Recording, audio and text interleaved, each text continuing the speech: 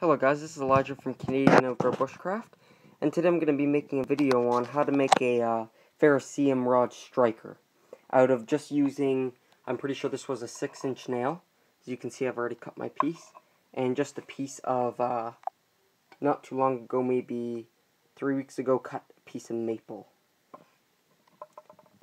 So first step to do is get any nail size. As you can see, this is compared to my hand. It's, I'm pretty sure this was a 6-inch nail, sorry. But anyways, I've already cut it down to size, and I was thinking about cutting the tip off for this, but I'm going to leave it on because I'll just show you later. That's going to come into play in a minute, or pretty soon. But leave the tip on if you like. Now, you can cut it off also. It doesn't really matter either way, but just cut the size that you want. Remember that you're going to want at least part of it, maybe draw a line in the center of your cut piece, and then use half of it you're going to grind down for your striker piece, and then the other half is you're actually going to enlarge into the piece of wood, or in my case is maple for the handle, right? You're going to want to do that, so keep that in mind. So don't cut a little tiny piece and make it all a striker piece. So leave some just normal round.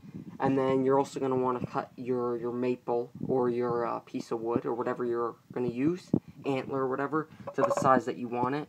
So I'll probably just do my hand size here, as you can see. But the first step you're going to want to do is, if you take your nail, I am just using a grinder. So as you can see on the bench grinder, this will focus. On the bench grinder, what they have is they have these little plates, right? Or this one's a little bit better. You can put your thing here, and you can just let it sit there, and it stays straight, and it will grind. So in my case, what I'm going to do, if this will focus here, what I'm going to do is I'm going to just hold it there, and I'm just going to run it back and forth, this nail, until this side comes flat. Then I'm going to do it to the next side, and next side, and then eventually, once I get all the sides ground down, since this is like one of the ones with like the twists on, as you can see there, twisty parts on it, I'm going to have to grind those down, so this is going to become square. So this side will become square, and when you do this, do not round off your square edges. Keep them as sharp as you can, because that's what you're going to be striking your flint and steel with, right? So you don't want them dull. You need them really sharp so they can really make some sparks. So then that's your first step to do that. Alright guys, so I'm back here. Sorry, just let me get this to focus. So I just grind it down, as you can see. So you want it looking like this from the top. You know, it used to sort of look like that from the top. Just cut off and all swirly. You want it to be a square, right? Now, obviously, or clearly, I guess you can see, my grinds aren't perfect, but I have pretty sharp edges, and I can always tune it up with a file, which is, I would say, much more easier for more fine detail, because I can control it a lot better. But I got pretty sharp edges on there, actually. Could definitely strike a fire steel really good. Nice 90-degree. Yeah, I guess that's pretty much what you want on this, the 90-degree angle. Now you can just do it flat or whatever, but I've just done a square, as you can see. Not perfect, but it doesn't matter. I'm going to clean it with a file. So basically now the next step, is now that you have that grinded out, you're going to want your handle. So you can cut your handle to the size of it, right? So as you can see, mine is actually pretty long. I meant to make the striker a little bit longer, but the handle piece is a little bit longer. And if you really want, you could always just leave it like this, a nail like that. You know, that's always fine. You can always do whatever you want. But I'm gonna put a wood handle on it. This is maple, so I'm gonna do that. So basically, what you're gonna do is you just measure it. You just put your thing on there. After you're done it, you just measure, and then you can cut your piece. So I'm gonna go cut my piece, and then I'm gonna show you what to do next.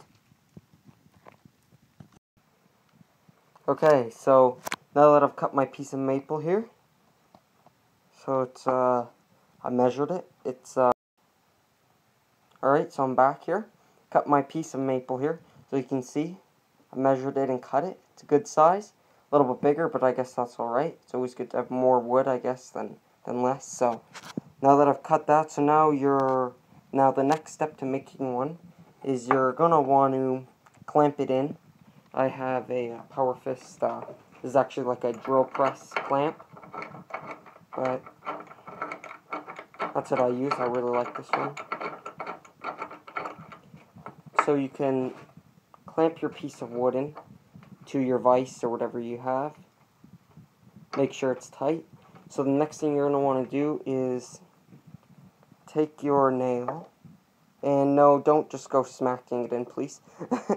So what you're going to want to do is just mark it, and then you're going to want to find the appropriate drill bit size, and then you're just going to want to drill a hole down to where your handle piece will fit in your wood. Alright, I'm back, and I have drilled my hole.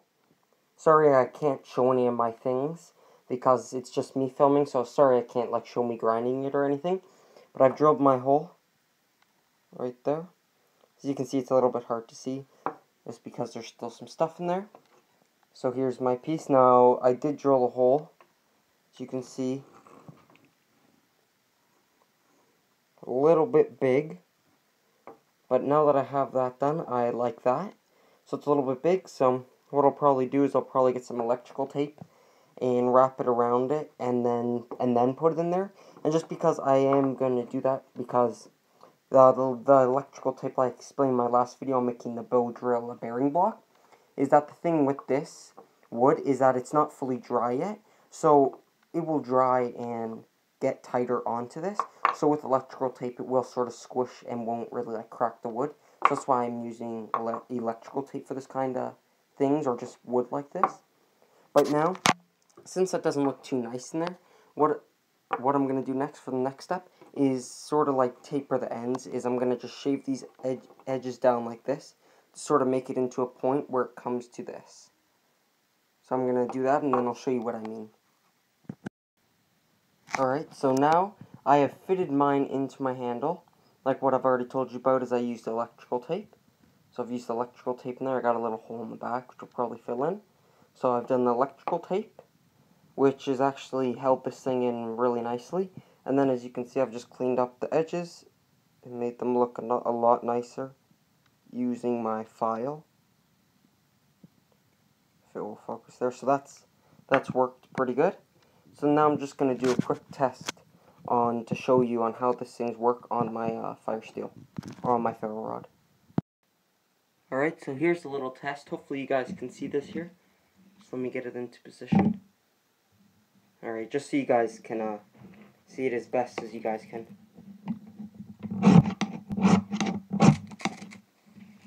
So as you can see, just took a couple strikes there, and I already have it lit up. So this thing, I would say, is definitely worth making, giving it a try. It's very cheap and very simple. And once again, you don't have to use a bench grinder. You can even heat the nail up and hit it down into a square and then file it. That may be easier. I probably should have done that. It would have been a lot easier grinding it if I would have already had it into a rough sort of square shape. But what I recommend is that you definitely do try this. But remember that you can't have dull edges, so you really need to file this thing a lot if you are going to file it or grind it and make really sharp edges. Sharp as edges as you can with this thing. But I like it. I'm going to use it from now on with my fire steel. Because also the back of your knife works great, but it's just cool to, make something different other than using your knife for your fire steel. So that was my tutorial, I guess, DIY on how to make that for you guys. So I hope you guys enjoyed that. And hopefully some of you guys use this video helpful and actually make one of these for yourselves and try it out.